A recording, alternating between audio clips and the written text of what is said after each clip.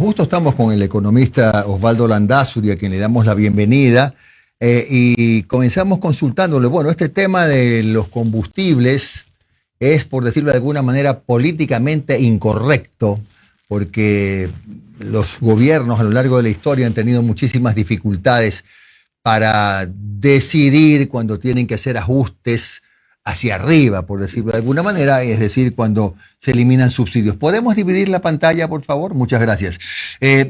Economista, ¿usted cree que efectivamente va llegando ese momento, como dije yo, políticamente incorrecto, decisiones difíciles, de revisar los subsidios a los combustibles? Buenos días, Jimmy. Gracias por la invitación. Un saludo a la audiencia. A ver, efectivamente es un tema que forma parte de esta rigidez, de este problema muy estructural que tiene el país respecto a su gasto corriente, ¿no? A su gasto público. Y entonces, a ver, ¿y qué he propuesto yo? Yo he propuesto algo que a nivel internacional lo he consultado, lo he analizado y parecería que es una buena idea.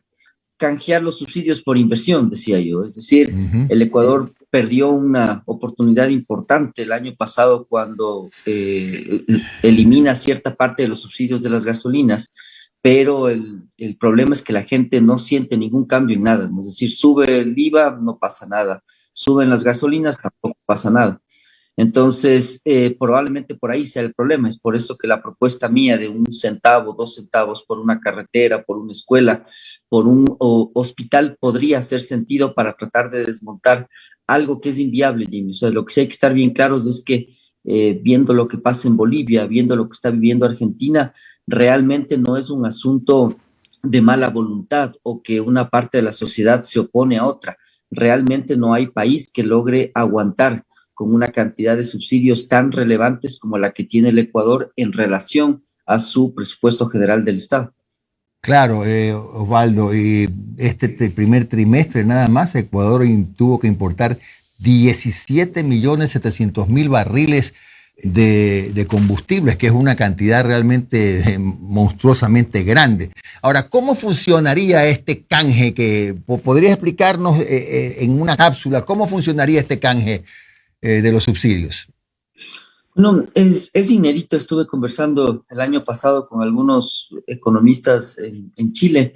A ver, la idea que yo propongo es formar una especie de veeduría que podría ser, por ejemplo, la CAF o podría ser el propio BID, es decir, el Ya. Banco Internacional de Desarrollo, en el que uno lo que hace es armar una especie de fideicomiso, de fondo, en el que fundamentalmente se establece una estrategia de inversiones emergentes que necesita el país y eso se va ejecutando en la medida en la que uno va moviendo los valores de los combustibles.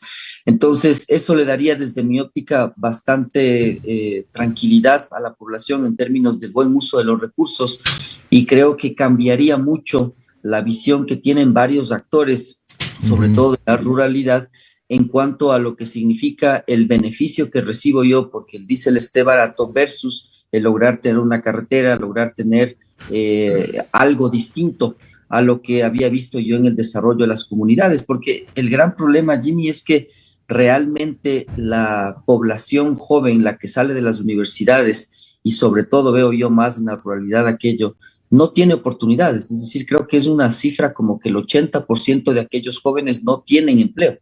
Entonces, ahí te das cuenta que eso es una bomba de tiempo que va a estallar y en meses. Es decir, había una frase muy conocida en la que te dicen, bueno, si quiere un problema social, abra una universidad y espere 20 años. Es decir, Claro. si usted no le da oportunidades a esa juventud, pues muy probablemente lo que va a pasar es que esto va a estallar. Entonces, Claro. la manera sería aquella. Claro. Ahora, tratando de resumir, Osvaldo, por supuesto no soy economista, pero tratando de hacerla fácil, si bajamos el subsidio de determinado combustible, sube el precio, pero esa diferencia, supongamos 100 millones de dólares, va a un fideicomiso que obligatoriamente será destinado a tal cual o cual obra, es decir, va a tener un destino específico el recurso de ese fideicomiso, así más o menos, ¿no? Esa es la idea y para eso también le exigiría al gobierno algo que hasta ahora para mí es una incógnita y es un plan. Es decir, tener un plan en el cual el Ecuador marque una agenda de modelo de desarrollo y marque una necesidad de inversiones prioritarias que debería ser un movimiento social en el cual estemos todos de acuerdo. Entonces, en esa línea, pues lo primero que debería ser, y es el otro asunto que insisto que es muy relevante, es insistir en que el gobierno presente planificación, presente un plan económico, presente un plan de producción y de esa manera entonces ir transformando ese gasto público en gasto de inversión, o bueno, inversión, los economistas le llaman gasto de inversión. Pero lo cierto es que ahí también termina usted con una parte de esa gran rigidez que tiene el gasto público ecuatoriano, porque lo que se ve también, Jimmy, es que se ajusta a la sociedad, suben impuestos, ponen nuevas contribuciones y el gasto público permanece como una línea recta con ciertos sobresaltos. Acuérdese de la ley intercultural, por ejemplo. Entonces ahí se da cuenta que por más que se ajusta la sociedad, si es que el 37% de su Producto Interno Bruto, que es el presupuesto general del Estado, no se ajusta, no es eficiente, no rinde cuentas, ni las empresas públicas, ni los GATS, ni el gobierno central, el ajuste no tiene fin. Y eso es lo que estamos viviendo los ecuatorianos. Claro. Bueno, y también hay que ver con preocupación otras cosas, ¿no? Una de las fuentes de financiamiento del presupuesto es el petróleo y no llegamos ahora ni a 400.000 barriles, lo cual es absolutamente preocupante. Este año me parece que entre capital e intereses de la deuda estamos hablando de más o menos 10.000 millones de dólares. Ciertamente es un panorama complejo. Y hay que agregarle más, me permito agregar algo más. También a veces la Asamblea abona, aprobando determinadas leyes que estrangulan más al presupuesto del Estado. Y eso es la ley intercultural, por ejemplo. A ver, que quede una cosa bien clara, ¿no? Es decir, el asunto no es que nadie se va a oponer a que un maestro gane más, para nada, o que un militar o que un policía. El problema es que cuando tenemos un sistema ineficiente y en muchos casos con corrupción, mencionaba yo en una entrevista de ayer, pues desde el sector privado uno se da cuenta claramente, mete más plata a una actividad que es ineficiente y corrupta y no es que esa actividad mejora. Es decir, no necesariamente esa es una realidad. Es decir, que con más plata tenemos mejor educación o tenemos mejor salud. Lo primero que hay que hacer es sentarse y entender qué es lo que está pasando en esos sectores. Yo he propuesto otra cosa, he propuesto intervenir ciertos hospitales y auditar empresas públicas. Pero si te fijas, Jimmy, ahí el tema es que el Ejecutivo siempre, por más que tiene ahora, por ejemplo, una buena diferencia electoral que le permitiría tener cierto capital político interesante para continuar su gobierno, porque es el otro tema. Aquí no va a haber una luna de miel ni va a haber un intercambio de 90 días, que suele ser lo usual para entender cómo el gobierno marca su actuar. Esto no existe con Novoa, es decir, él ya está en oficina, como dicen los gringos, desde el día de la elección. Entonces, lo que sucede es que al final terminan los cabildeos, terminan las negociaciones y se vuelven botines políticos. Por eso es que a nadie le interesa lo que yo propongo. Es decir, a nadie le interesa auditar hospitales. ¿Cómo meto yo, perdón que haga una pausa y un paréntesis, cómo meto más plata a salud, digamos, en este caso hipotético que no termina pasando, si sé que se están robando medicinas? Es decir, no cuadra, no hace sentido, ¿no es cierto? O si sé, por ejemplo, que la eficiencia de los administrativos puede ser demasiado baja, capaz que faltan doctores y nos sobran secretarias, no sabemos, no tenemos ni la más remota idea. Lo ideal ahí sería entonces intervenir y por supuesto salir con el resultado de esa auditoría y decirle al país, esto es lo que está pasando, miren, esto es lo que se requiere hacer, esto es lo que vamos a hacer y esto es lo que va a pasar. Lo mismo con las empresas públicas, el otro asunto, los GATS. Yo creo firmemente que debería ser el 80% o un poco más incluso lo que se destina a inversión. Y eso pues también resulta una incógnita, ¿no? El GAT recibe plata, organiza una fiesta, el GAT recibe plata, se compra vehículos y eso no necesariamente es parte de lo que el ciudadano ve como una buena gestión. Entonces, ahí tiene Jimmy un panorama de todo el sector público y creo lo que estamos viviendo me recuerda bastante al ejemplo de Grecia y Portugal en el ajuste inmobiliario del año 2009. Grecia peleó con el ajuste, se dio las vueltas, hicieron plebiscitos para ver si siguen con el euro, buscaban la manera de salirse, se demoraron 12 años en ajustarse. Portugal hizo un ajuste de golpe, fue duro, por supuesto, pero lo hizo en 2 años. Yo creo que ahí está la diferencia entre permanecer discutiendo cosas que no tienen sentido versus tomar decisiones que pueden ser complejas en algún momento, pero que marcarán un norte casi inmediatamente respecto al bienestar de la población, como el caso que yo comento de la inversión. Si uno ve más inversión, la gente va a sentir más empleo, más liquidez, indudablemente eso va a marcar una visión distinta respecto a las oportunidades, que le da el país. 7:48 de la mañana, economista Landázuri, muy buenos días. Gustavo Espinosa le saluda, como decía Jimmy. Yo tampoco soy economista, pero me ha tocado realizar notas en la frontera sur, denunciando el contrabando de gas y de otros derivados de petróleo hacia nuestro vecino país, Perú. ¿Cómo ellos han podido no subsidiar combustibles? Y yo me he puesto a investigar un poquito. Tienen el doble de refinerías, procesan el doble de barriles diarios para producir los combustibles que consume su población. Y ellos tienen un mayor territorio que recorrer. No es que recorren menos que los ecuatorianos para ir de un lugar a otro.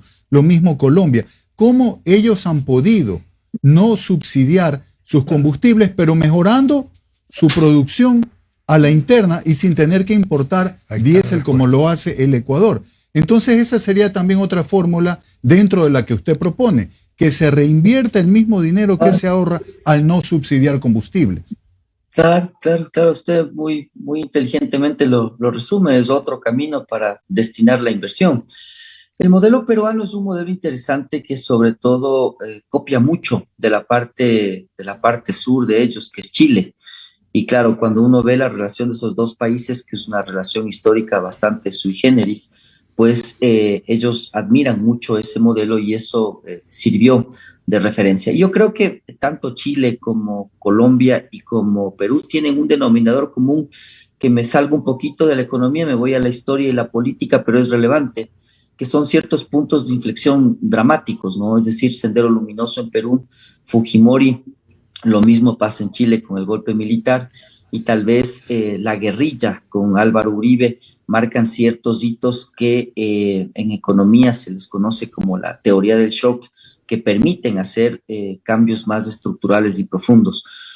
Cuando usted viaja a Chile se da cuenta de realmente un país que avanzó mucho y logró desarrollar su economía con un costo social muy importante y reducir esa brecha de desigualdad que es tanto problema en América Latina, al menos llevándole a la parte de abajo a una posición algo más digna, es decir, hay menos pobreza, aunque la diferencia de riqueza en Chile es muy marcada y ese es uno de los grandes problemas.